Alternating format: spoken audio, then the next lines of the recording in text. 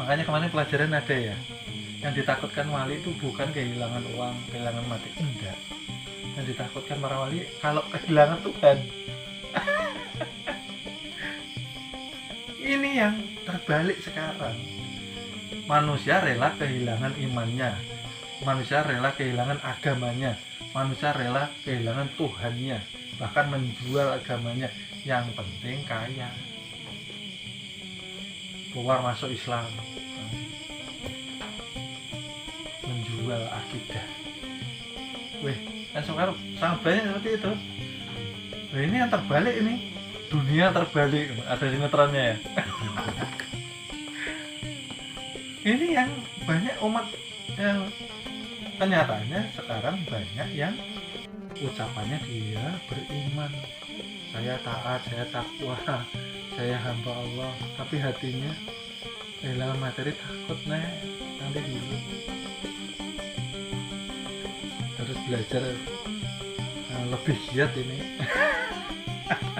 Kalau engkau sudah tidak takut kehilangan apapun, maka semua akan datang kepadamu. Itu loh maksudnya.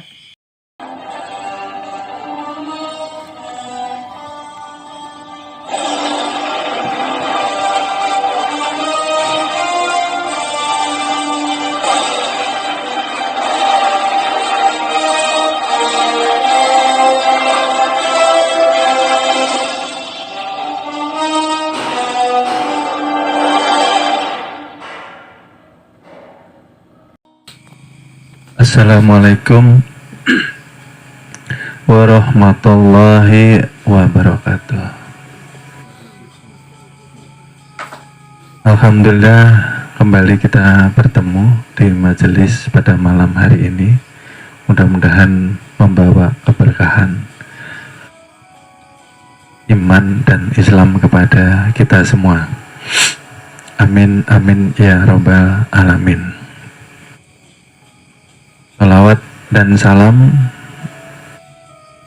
kita haturkan kepada junjungan Nabi besar kita, Nabi Muhammad sallallahu alaihi wasallam. Sallallahu ala Muhammad, sallallahu ala Muhammad, sallallahu ala Muhammad, nurun ala nurin wa huwa rabbul arsil azim. Terima kasih kami ucapkan Bapak Ibu, adik-adik yang dimuliakannya Allah Ta'ala atas kedatangannya. Alhamdulillah, sebelum kita mulai kajian pada malam hari ini, kami sampaikan kembali bahwa kita di sini belajar bersama, ya. Dan saya sekali-kali tidak mengaku menjadi guru, karena kita telah mengetahui semua bahwa pada hakikat guru kita ialah yang maha hidup, yang dikatakan Muhammad Hakiki, yang mengantarkan kita menuju kepada zat yang maha suci, ya. Jadi kita di sini belajar bersama, ya. Mudah-mudahan sehat semua, ya. Amin amin ya rabbal alamin. Untuk malam hari ini kita awali dengan yang dikatakan kewajiban kita sebagai umat Islam, ialah beribadah. Dan itu hukumnya wajib. Yang dikatakan ibadah pada hakikatnya ialah mengesahkan diri kepada Tuhan, ya. Bagaimana cara mengesahkan? Ialah dengan belajar, ya. Karena tanpa belajar mustahil kita mengenal Tuhan kita. Oleh sebab itu dikatakan awaluddin ma'rifatullah, awal agama, pondasi agama yang pertama Dan yang paling penting ialah dalam seseorang beragama harus dahulu mengenal Tuhannya sebelum menyembahnya, ya. Karena tanpa mengenal Tuhan, ibadah tersebut akan sia-sia walaupun dikerjakan dalam ketaatan seumur hidup, ya. Karena ibadah yang dilakukan dengan hanya menyembah nama, ya, belum mengenal yang mempunyai nama, tidak akan diterima, ya. Kenapa tidak diterima? Padahal orang ini tadi taat di dalam ibadah. Karena seseorang yang beribadah tanpa mengenal Tuhannya, ya, ini sebatas nama tadi, itu rawan dengan syirik khafi yang tersembunyi. Inilah yang dikhawatirkan daripada junjungan Nabi besar kita, Nabi Muhammad Shallallahu Alaihi Wasallam. Nah, oleh sebab itu kita kembali lagi, mulai dari awal lagi, menuntun dan mengenalkan murid-murid untuk mengenal Tuhan melalui perbuatannya, ya. Mengenal Tuhan musyahadatul af'al, ya. Karena ketika kita tidak mengenali perbuatan Tuhan, inilah yang dikhawatirkan terjadi kesyirikan, kesombongan, dan ego manusia semakin merajalela, ya.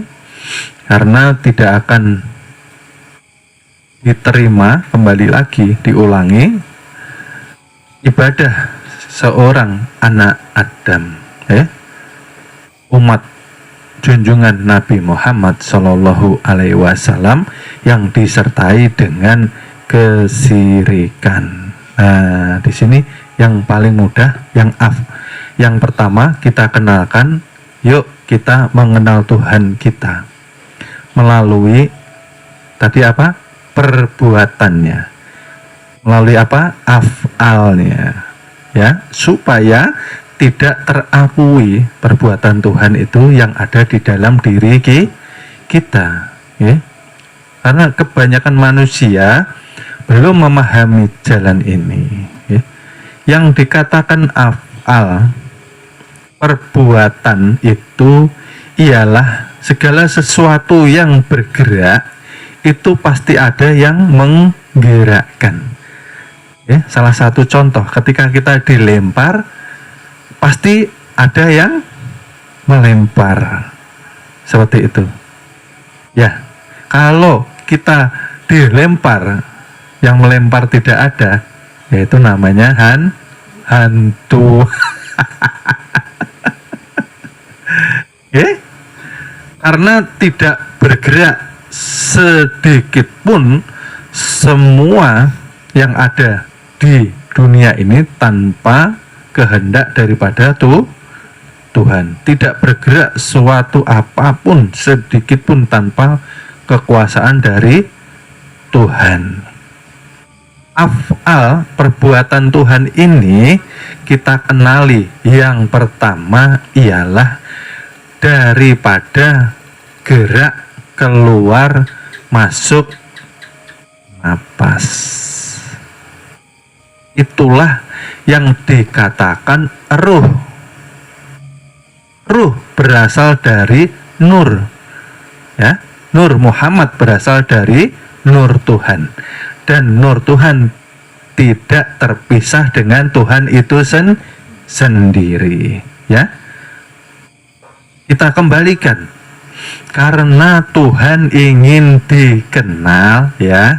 Tuhan menciptakan bagian daripada dirinya dikatakan nur Tuhan. Masih ingat yang saya kiaskan, nur Tuhan itu seperti apa? Seperti air yang tangan ini saya celupkan, air belum lepas dari tangan saya. Itulah nur Tuhan. Begitu tetesan air lepas dari tangan saya, itu dikatakan Nur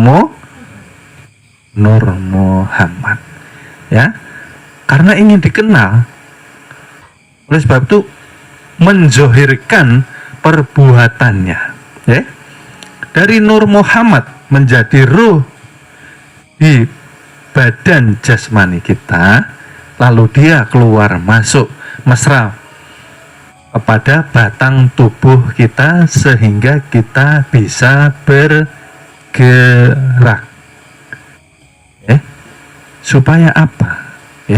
Supaya ketika seseorang beribadah, dia menyaksikan bahwa dia selalu bersama Tuhan ketika lahir sampai nanti kembali, tidak pernah terpisah. Ya, nah, jadi kita harus betul-betul menyaksikan Tuhan. Tuhan ini nyata, gitu loh. Jangan hanya gaib saja. Kita melihat Tuhan melalui apa? Gerak perbuatan, ya kan? Karena mustahil batang tubuh jasad ini mempunyai gerak tanpa tajali daripada perbuatan Tuhan. Oleh sebab itu, kita sudah dinasihati. Ketika kita mempunyai amal ibadah setinggi langit, janganlah kita mencela seseorang yang masih di dalam keadaan maksiat dan dosa, ya, karena itu bukan daripada hasil perbuatan kita pada hakikatnya, dan ini harus kita resapi, harus kita tafakuri. Ketika Tuhan selalu bersama kita, artinya kita harus menumbangkan keakuan atau ego diri bahwa ternyata la ilaha illallah, akhirul kalam, yang membuat manusia terlepas dari api neraka. Apa yang dikatakan akhirul kalam? Bukan ketika kita nanti selesai meninggal, bukan. Akhirul kalam itu ketika kita sudah memahami bahwa Allah ini esa dengan kita, lalu kita betul-betul menyaksikan dengan hati nurani, dengan mata zohir, yakin bahwa yang ada hanya Allah. Disitulah kita sudah bertubuh la ilaha illallah tanpa disebut. Ya, paham nggak ini? Ini supaya apa? Supaya kita mengitikadkan bahwa sengaja aku berwudu, sengaja aku sholat, akunya bisa menempatkan bahwa aku itulah Tuhan, bukan aku ego diri pribadi. Ya, karena ketika kita mengerjakan ibadah, kita mengharap pahala, nah disitulah Tuhan menguji kita. Karena hakikat pahala ialah ujian Tuhan kepada manusia. Ya, diadakan pahala itu diuji. Engkaukah aku yang ibadah? Kalau ibadah ini engkau akui, aku beri yang namanya pahala. Tapi kita hitung-hitungan. Makanya dikatakan nanti ada yaumil ya Saya beri amal, ya, saya beri pahala, tapi kita hitung-hitungan. Dan yang namanya hitung-hitungan itu pasti kurang. Oleh sebab itu pernah dikatakan, ya, semua amal ibadahmu selama seumur hidupmu yang kusuk itu ditimbang dengan kedua bola mata yang dipenuhi dengan rahmat hidayah karunia dari Tuhan, itu masih berat kedua bola mata kalau hitung-hitungan.